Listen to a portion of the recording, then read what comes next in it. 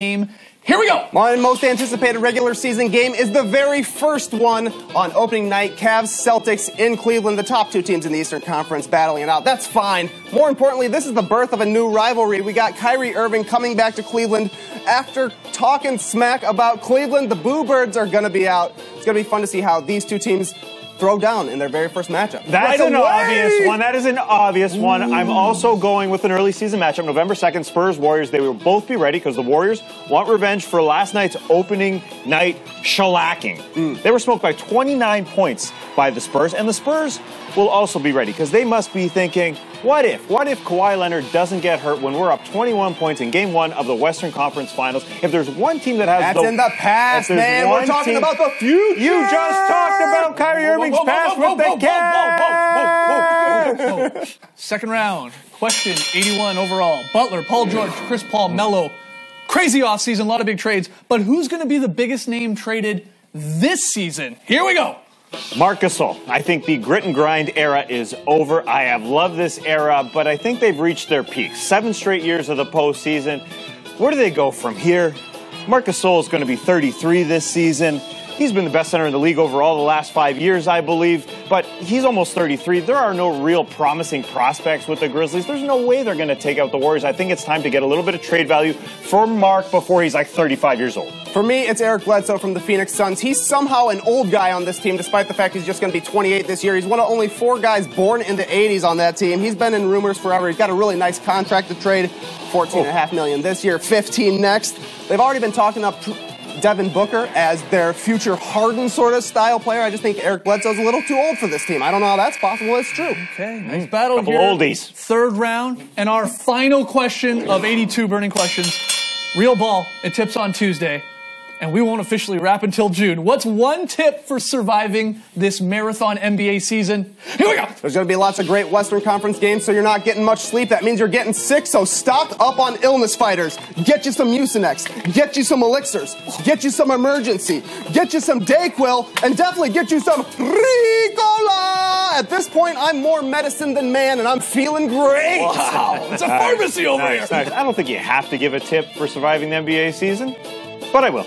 The surround sound speakers in your living room. Ooh, that is key. That is key. Even if you can't pay for it, just DIY. Get some speakers, place them behind you. It's like you go to the Bankers Life Field house and you're there. You'll hear from one speaker, "Come on, Miles Turner, you're a bum." You'll survive every single night because it'll just be so much fun in your living room, right? Quite the battle, gentlemen. But the winner of this crossfire is... We're giving it to Trey Kerr from the Pharmacy! We're giving it to TK! Weird. It's got so much medicine. Gross. Whoa! Medic! What are you, like Gojella from Survivor? When we return, we're going to count down the top 10 plays of the preseason.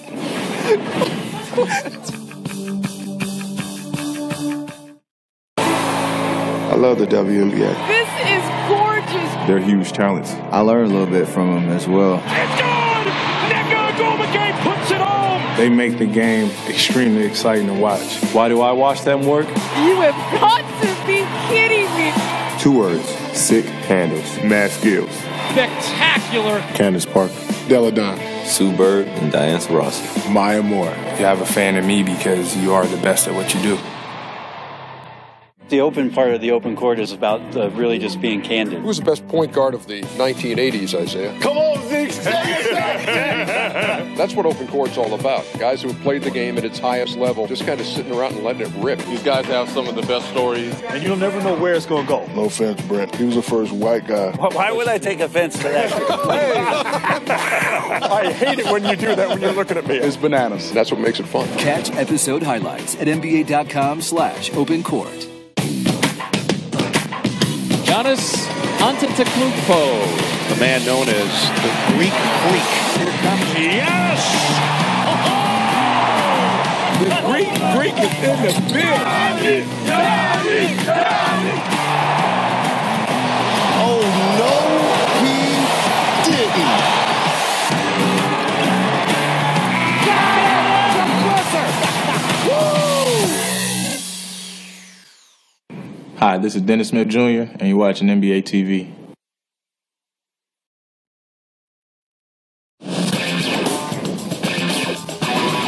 Back to the starters. The games, they don't really count, but the highlights, they sure do. We're counting down the top 10 plays from the preseason minus one night, minus Friday night here.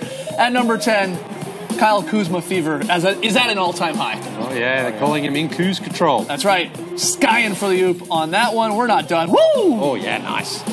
Beautiful spin in the lane and the finish. Kyle Kuzma for MVP. Yeah, you heard it here first. We got 3 beauty passes here at number 9. Nikola Jokic putting it on the floor, the no-looker. Yeah, welcome count that, baby. Yes, welcome back. Ridiculous stuff here. Not a top 10 play. We got a billion plays here. The no-look from James Harden. You know I like to stretch the top 10, Taz. Yeah, why not? Let's stretch this pass out. Hey, Milos, take a dosage. Welcome to the NBA. We're throwing lawn darts out here. A 30-year-old bearded rookie. Look at him, bro. In Hawaii, even. So pretty. Nice finish, too. At number 8, this guy's been on the top 10 lists for, what, 14 years? Dwayne Wade. Never in a Cavs uniform, though. No, that's a first. You're right, Lee. Never number 9. At number 7, Joel Embiid is back. Yeah. Oh, that's like a video game block. Joel Embiid that shot out of bounds. Nice to have him back. Nice to have him back. Nice to have horrible Got to get him back. out in the preseason. At number 6, Mr. Anderson. Oh, yeah. With the chase down block, Justin Anderson. He just punched that one. He likes a big wind up on his face. Oh, he's flexing too while the game's still going. Look out for this 7-3 man here with the left-handed block. Going the other way, both ways. Are the Knicks going to be fun this year? Who knows? Tim Hardaway Jr. finishing off the alley-oop. Great block from Kristaps Porzingis. From baseline to baseline. At number 4, Kyrie Irving. In transition, clowning Dwight a little bit. And then the super casual finisher. Like, he's getting blocked if he goes up with his right hand, so I'll just go underneath. Julius Randle, this monster posterization of Mason Plumlee, putting Mason in a jar. Jarring those plums. What a huge block. At number 2, John Wall blows by Beasley. He's got too many watches on. Slowing him down. Wall punches it home with his left hand. He's right-handed, but he dunks with his left hand all the time. And number 1, 2 Jeff Green plays. Finishing the alley-oop.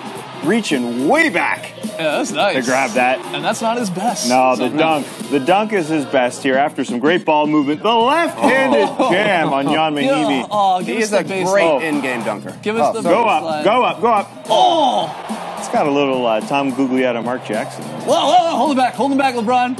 What are we ordering?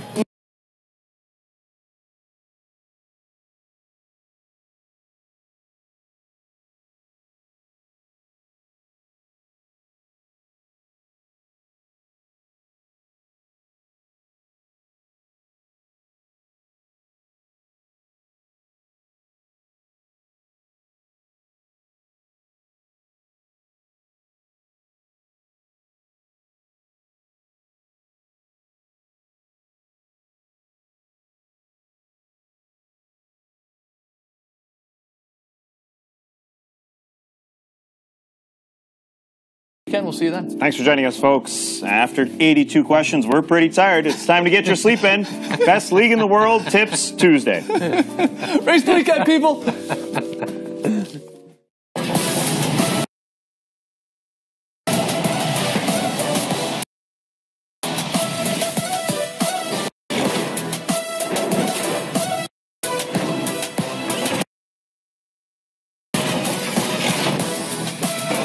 It is that time to talk all things Detroit Pistons basketball, and who better to have along with us for the next 30 minutes than 2 guys that combined to score more than 28,000 points in a Pistons jersey. We've got the 2-time champ and Hall of Famer Isaiah Thomas, 7-time All-Star Grant Hill. I'm Jared Greenberg.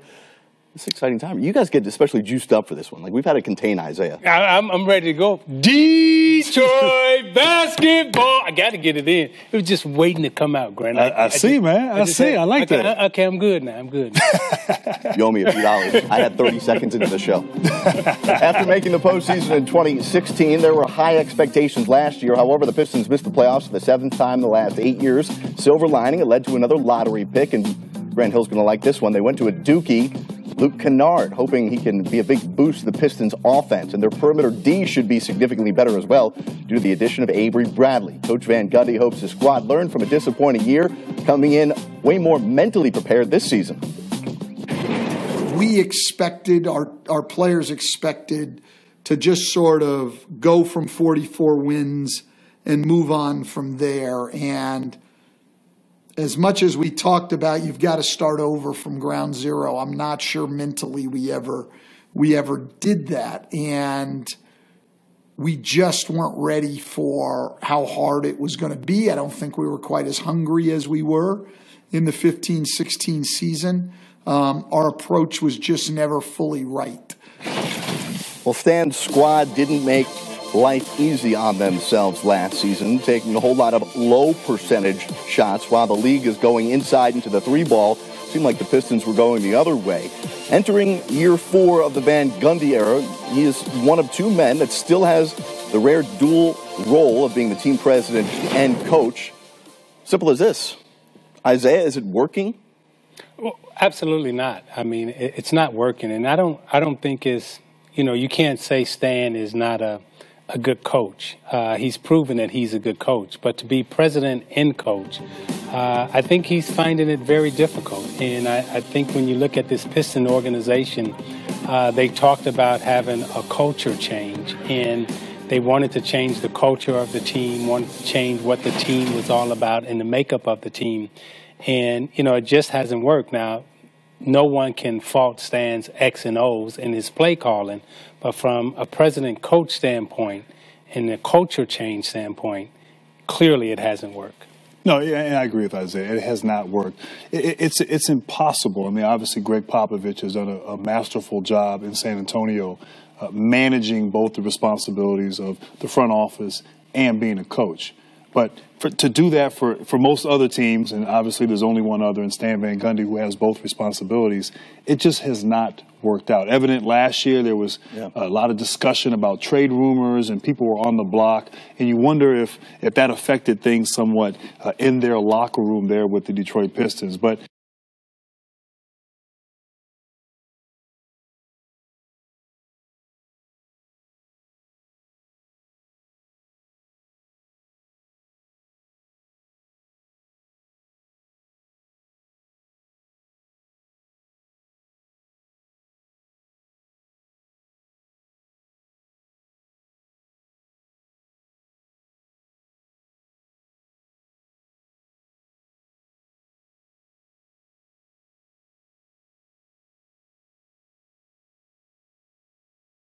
there's been disappointment, and the rumors of whether trades, how factual they are, we'll never know. But how does that affect the locker room? Well, Grant hit on it. When you're the president and the coach, and your name is being tossed about in trade rumors, like Jackson or like Drummond was last year, and those are your 2 highest paid players. Those are your 2 best players, and these were the 2 players that you talked about building around, and now they're dissatisfied. Don't necessarily have great communication going on. And then there's a lack of trust. And when trust and belief is broken inside the locker room, then you have what we saw last year. You lose the team. And a team is only as good as they trust in the coach and they believe in the coach.